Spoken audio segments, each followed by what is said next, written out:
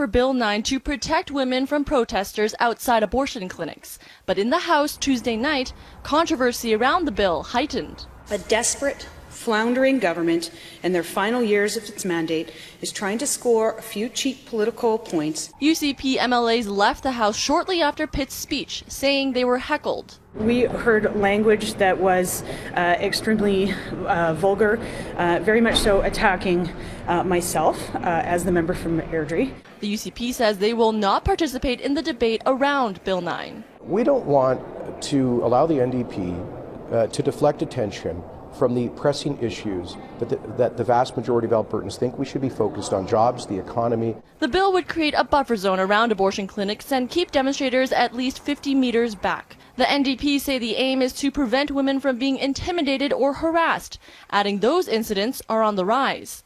The health minister responded Wednesday to members abstaining from the debate. That certainly is a change, of course. I think a lot of Alberta women have issues that they want to know that their elected officials are hearing and responding to. Other opposition parties say they're not surprised by the UCP's actions, but they do say it was inappropriate. You don't need to agree with everything the government does.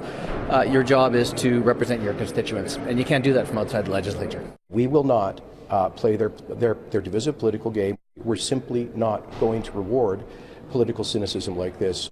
Julia Wong, at abortion Global clinics News. in Calgary and Edmonton, protesters are routinely outside making their views known, intimidating patients, staff, and sometimes even first responders. We had to call EMS for a patient, and EMS didn't want to leave the clinic until we cleared away the protester who crossed the street and started photographing them. These clinics do have court orders providing them a buffer that protesters aren't allowed to cross, but they say they aren't enforced with penalties.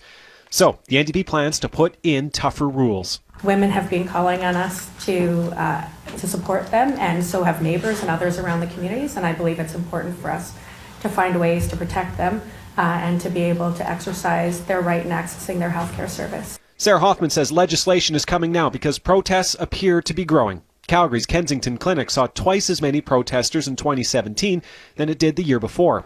In Edmonton, protesters can be seen outside the clinic 4 or 5 days a week. People aren't showing greater levels of respect as time goes on, and other jurisdictions have taken the measure of bringing in legislation. British Columbia was the first to put in legislated buffer zones 2 decades ago. Newfoundland, Ontario, and Quebec have recently passed similar laws.